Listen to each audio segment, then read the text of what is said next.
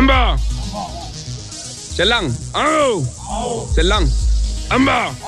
En bas, vrai. La discipline d'abord. D'abord la discipline et la complaisance viennent après. Soldat, ça vient de solde. Celui qui a soldé sa vie pour le bien de la République.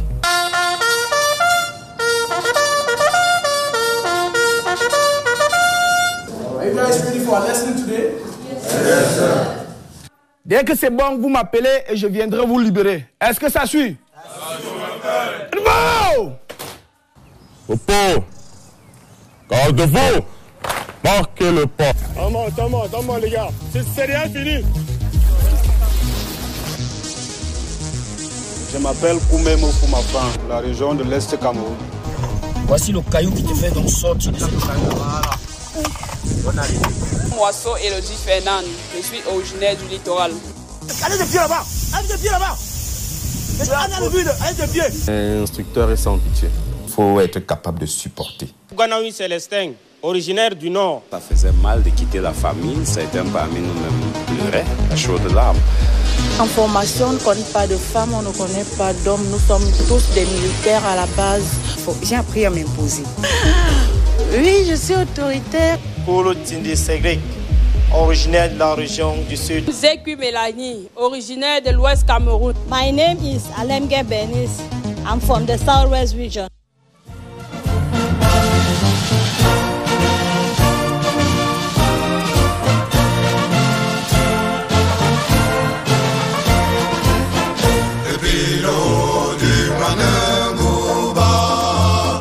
Jusqu'au plateau de la Damawa. Entendez-vous? My name is Adamu Tanko. I'm from Adamawa region.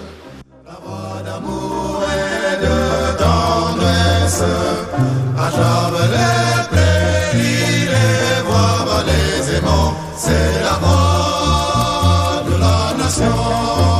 Le fait que chaque personne vienne de chaque région, je crois que c'est ce qui forme l'unité nationale pour que nous puissions ensemble combattre pour la patrie. Dans des souvenirs inoubliables, je viens du centre d'instruction du Djoum. Centre d'instruction des forces armées nationales aussi, Gaoundéré. Là-bas, on a subi une formation de base avec nos camarades des armées de terre, air et mer avant de revenir ici. C'était le premier souvenir, c'était le stade militaire. Comme tout débutant dans l'armée, nous avions été appelés à des manœuvres. L'épreuve date, mais le sourire de l'endurance reste intact. Le souvenir colle à la peau, depuis l'appel du drapeau. C'était l'aube d'un destin. Comme ce matin, où Yaoundé respire encore le clair-obscur d'une nuit qui plane sur les couloirs des dortoirs. La voix du lieutenant a encore crié l'alerte du réveil, alors qu'on a encore sommeil. 15 minutes, Tous les soldats de la nation ont connu ça, avec un sursaut sur le lit de leur école de rêve. La manœuvre d'accueil consiste à enlever l'esprit civil. C'est difficile, mais ils comprennent au fur et à mesure que c'est pour leur bien. On commence d'abord par chasser l'esprit civil. Chasser l'esprit civil. Le mot d'ordre est connu dans toutes les écoles. Debout pour un exercice d'école au Céci. Je m'appelle Abena Bengaïtan Christian, originaire du centre. Comme une réponse à l'appel du drapeau à l'école du Béret Rouge. L'école a l'extampille d'un moule de la cohésion. Les vents d'ici insufflent un esprit de brassage. Les stagiaires et élèves viennent de tous les coins du pays. Les premiers cris de leur triomphe ont été poussés dès l'attribution des matricules, dès la publication de la liste de recrutement, visa pour la formation. Ici, lorsque nous recevons des jeunes gens, il y a des méthodes très éprouvées pour les transformer du civil qu'ils étaient, pour ce qui concerne la formation initiale, aux gendarmes tels que souhaités par le commandement. Nous avons des civils que nous allons maintenant transformer en gendarmes. Quel est donc le processus? Après dans le recrutement, ils ont un tronc commun dans les centres d'instruction des armées, dont à Ngaoundal, à Djoum, à Douala, partout, au Betap. Ils vont suivre 6 mois de formation en tronc commun fait des militaires. Maintenant, nous, à notre niveau, nous allons maintenant les transformer en gendarmes. Ça faisait mal de quitter la famille. Certains parmi nous-mêmes pleuraient à chaudes larmes. Et après ceci, on nous a déportés pour Ngaoundéré, au centre d'instruction des forces armées nationales, aussi Fanta, Ngaoundéré. Pleurer, mais partir. Hervé se souvient de ses derniers instants de vie civile. Ce temps où il fallait laisser famille et confort et prendre la route de la formation initiale. Djoum, Ngaoundéré, Tchabal, Koutaba, Mindif, Manaobé ont une mission ardue. Former et transformer.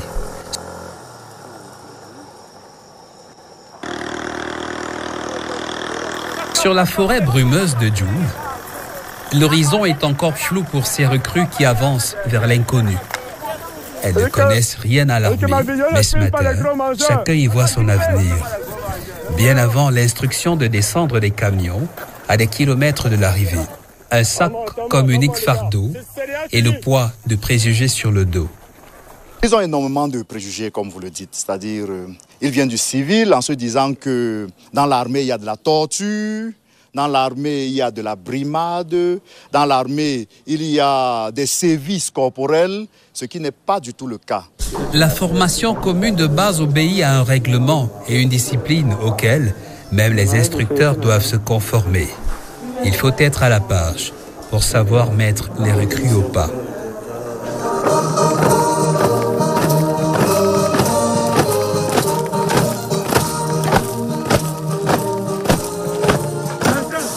Très vite, les futurs soldats doivent se tenir droit dans leurs rangers et avoir de la tenue. Des pieds à la tête, des bottes au béret. On met le béret comme ceci et on le casse du côté gauche. Voilà. Donc pour que le béret prenne forme. L'une des premières batailles, ici, c'est mouler son corps à l'école du muscle. L'ensemble d'activités qui permettent de renforcer l'ossature ou alors la sculpture musculaire des soldats qui arrivent ici sur la nation de Djoum. Alors lorsqu'ils arrivent ici, on commence par un examen qu'on appelle le COVAPI, c'est le contrôle de la valeur d'aptitude physique individuelle. C'est à partir de cela que nous programmons, nous calibrons et nous paramétrons leurs différentes charges ou alors le dosage de toutes les activités qu'ils mèneront durant leur séjour ici au sein de la nation de Djoum. Après la réception, les manœuvres d'accueil des recrues, et la manœuvre d'accueil consiste à enlever l'esprit civil pour commencer à mettre l'esprit moral, l'esprit militaire qui est beaucoup plus mental. Comment franchir les obstacles, que ce soit naturel ou bien artificiel. Depuis 2015, le responsable du bureau d'entraînement militaire physique et sportif du centre éprouve les recrues sur ce qui s'appelle ici le parcours du combattant. Arrière-cours de la sueur et de l'endurance, où le muscle de l'effort et du mental ne doit laisser aucune place à l'essoufflement, comme sous ces poutres à franchir, ou ces recrues qui se montrent balèzes sur la table irlandaise, défiant, à grands sauts et bonds, les murs d'escalade.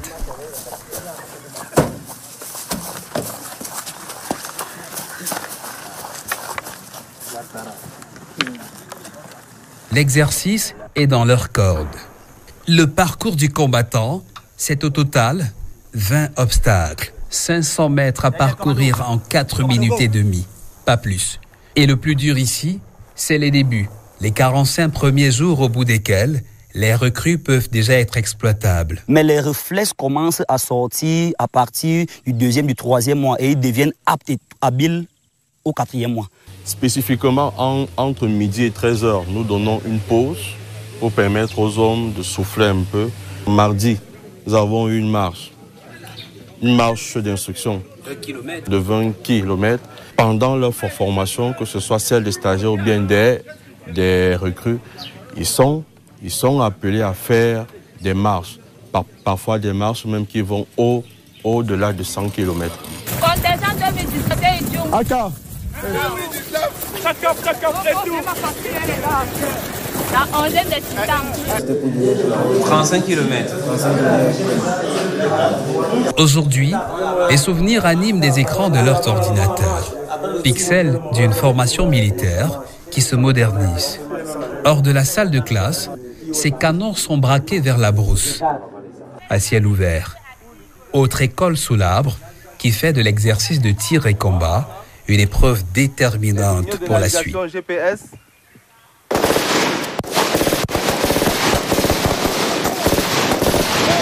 À genoux. Aussi on tire à genoux. Aussi on tire debout.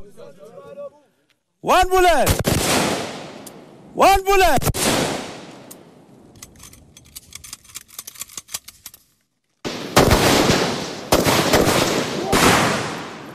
Ceci est un champ de tir.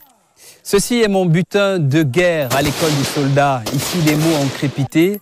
À l'assaut comme on a pu l'entendre, feu sur l'ennemi, tapis dans la broussaille, feu aussi sur une cible finale, détruire l'échec, mitrailler l'échec et atteindre le succès.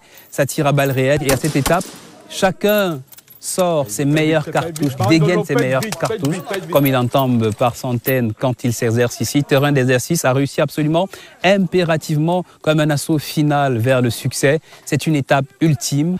Qui a réussi ce test est qualifié, armé pour affronter la vie de soldats de la nation. One bullet. Position tirée à genoux.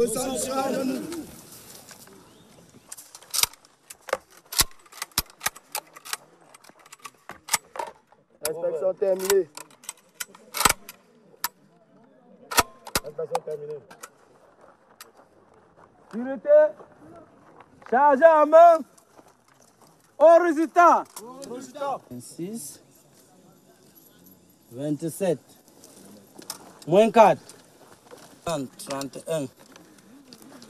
100%. Quand un tir comme ça, nous, on déclare d'office le gars apte. Pour pouvoir effectivement défendre chaque centimètre du territoire national. Épreuve réussie sans blessure. Jusqu'ici, ciel bleu sur le champ de tir. Ce qui n'exclut pas d'être paré au cas où l'alerte vire au rouge. L'équipe médicale reste un plus. Il y a des gens qui peuvent rapidement s'épuiser ou bien ils se rapprochent de l'ambulance pour des soins qui n'existent pas. On a tel bobo par-ci, tel bobo par-là, alors que ça n'existe pas, il n'en est rien. Il y a certaines manœuvres qui sont à haut risque. Par exemple, lorsqu'on va au champ de tir, ce sont des armes, on utilise des balles réelles pour les entraînements. Donc il peut y avoir un blessé, il peut y avoir un accident de ce genre et en ce moment-là, l'ambulance doit intervenir rapidement parce que ces balles, ces armes, ces balles tuent. Donc il faut toujours une assistance médicale très rapprochée pour nous permettre d'intervenir efficacement. Donc ce qui fait que lorsqu'il y a par exemple un accident, ce qu'on n'a pas encore eu jusqu'à aujourd'hui, l'ambulance est là à côté pour rapidement transporter le malade et l'amener à l'hôpital. De réarmement moral.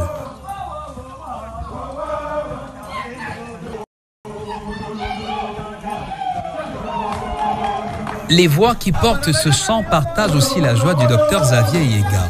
Le lendemain, ce médecin fête sa promotion au grade de capitaine. Et c'est à l'EMIA que l'ancien civil devenu militaire a fait ses classes.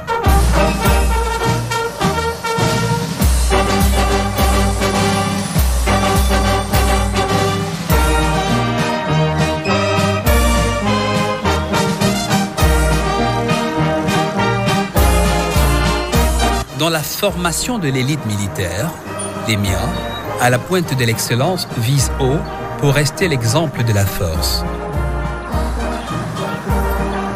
C'est une école qui forme, qui transforme les civils en militaires et en officiers, polyvalents, aptes à servir dans toutes les composantes des forces de défense. L'école militaire est composée de 3 divisions. Il y a la division de la formation initiale. La formation de base, c'est-à-dire transformer le jeune civil en officier. Il y a également la division perfectionnement chargée de la formation des commandants d'unité et l'imprégnation des officiers issus du rang. Chaque année, une promotion débarque ici, sous la bannière de la défense de la paix et de l'unité nationale. Sous cette tenue verte, les profils d'entrée et de sortie ne sont pas uniformes. La formation à l'école militaire interarmée dure 3 ans pour ceux qui viennent du civil. 2 ans pour ceux qui sont déjà sous-officiers, bacheliers ou diplômés de l'enseignement supérieur et 1 année pour les élèves officiers médecins.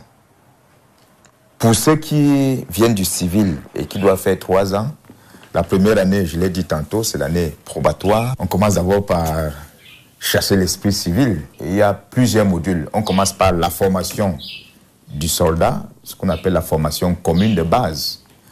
Et c'est la formation qui est la même pour tous les soldats au Cameroun. Là, le civil d'hier est apte à servir comme soldat.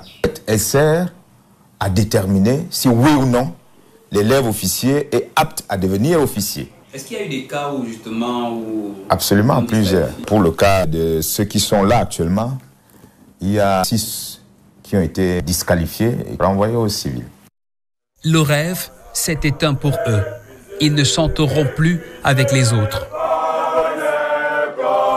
Ce contrôle de routine s'appelle, dans le jargon de l'école, l'extinction. Il ne suffit pas seulement de faire la revue de vos tenues et vos corps. Même les nacos sur les fenêtres, vous devez les laver. Est-ce que ça suit? Ça suit, mon capitaine. Chef de jambe, vous allez payer. Si lui, on commence à le punir, je suis sûr qu'il va mettre l'ordre dans sa chambre.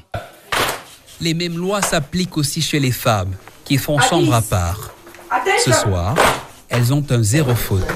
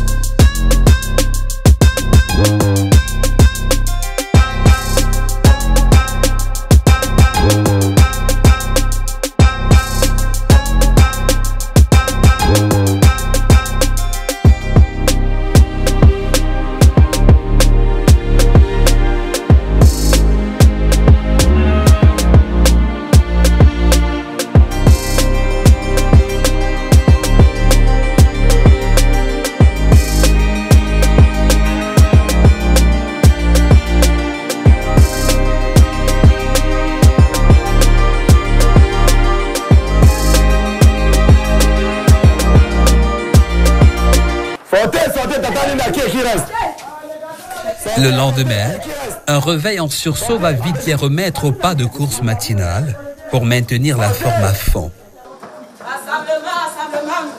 Les garçons! Tout baigne pour ces apprenants à la boule 0. Sur tous les terrains d'école qui les préparent à tous les fronts. Végétalisé au niveau du sud-est. Ce vrac de relief en miniature s'appelle bac à sable. Ces jeunes en prennent de la graine. Mais tous ne seront pas en première ligne de combat à la guerre, notamment les dames.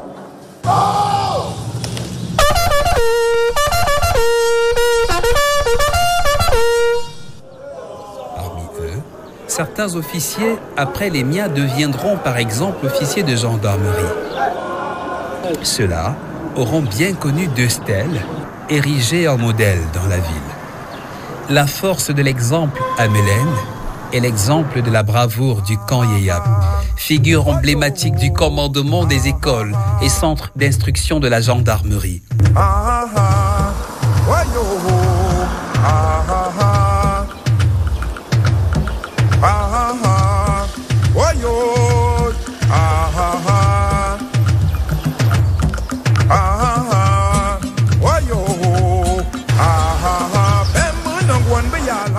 Dès l'entrée, le buste d'un héros impose le respect à la vue. Les restes, en béton armé de Moussa Yeyap.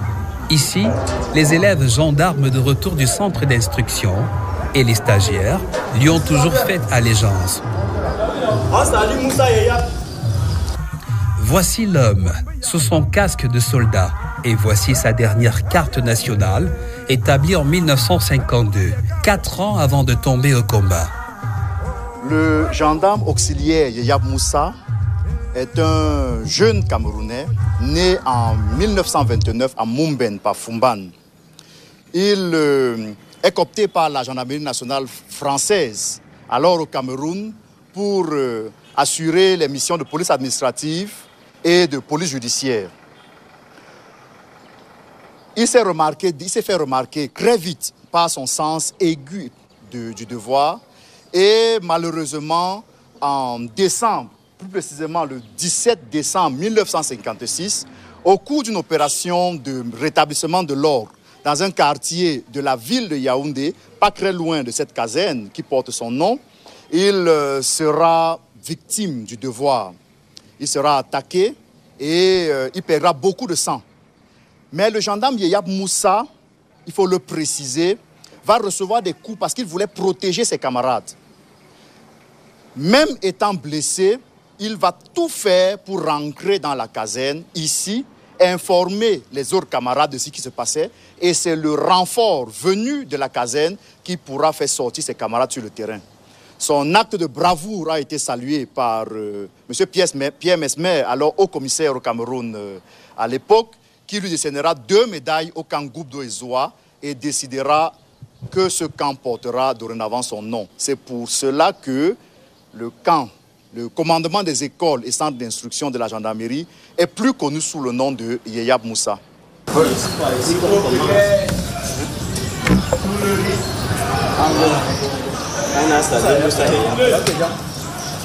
Sa mémoire est toujours saluée. L'homme s'est taillé une petite place au soleil, au panthéon des soldats exemplaires tombés pour la patrie. Le colonel Hervé Monté a lui-même franchi ce portail comme apprenant pour la première fois en 2006, sous son béret d'officier de gendarmerie. Il est aujourd'hui directeur des études. C'est une structure qui regroupe plusieurs écoles et centres. Vous avez l'école d'application des officiers de la gendarmerie, l'école des sous-officiers, le centre de perfectionnement à la police judiciaire, vous avez le centre de perfectionnement aux techniques de maintien de l'ordre, vous avez le centre d'instruction des transmissions. Nous, on nous envoie des gens ici, ce n'est pas nous qui recrutons, nous sommes seulement appelés à former. Donc, à former en fonction des besoins que le commandement nous fixe. Si dans la cour de l'école, les grades se frottent, comme au parcours d'obstacles, c'est que plusieurs profils suivent différentes formations sous le même écusson bleu de stagiaires. C'est un militaire, c'est un apprenant. C'est un militaire qui revient pour apprendre. Il revient simplement apprendre afin de s'améliorer et repartir, donner de bons rendements à l'unité. Il y a une formation initiale professionnelle, autant pour les élèves gendarmes, pour ceux qui viennent comme étant déjà des sous-officiers, et il y a également ceux de l'EMIA, qui viennent directement de l'école militaire interarmée, qui font la formation initiale professionnelle. Maintenant, en dehors de ça, nous avons les CAT2, certificat d'aptitude technique numéro 2, numéro 3, et même l'OPJ. Officier de police judiciaire, l'école des pros de l'enquête. Pour les nouvelles recrues, c'est encore un peu loin. Il leur faut avancer à petit trot avant de s'engager un jour à suivre des cours de spécialité comme celui-ci.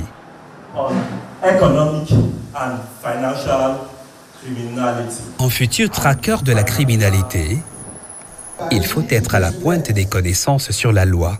Pour un gendarme, il serait de bon ton que vous soyez outillé. Un OPJ, c'est quelqu'un qui a des possibilités de rendre service soit à la population, c'est le gardien de la loi. Pour de l'enquête.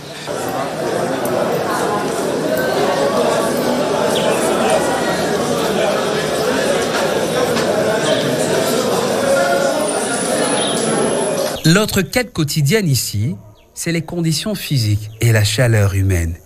L'appétit, le goût du vivre ensemble à la table du foyer.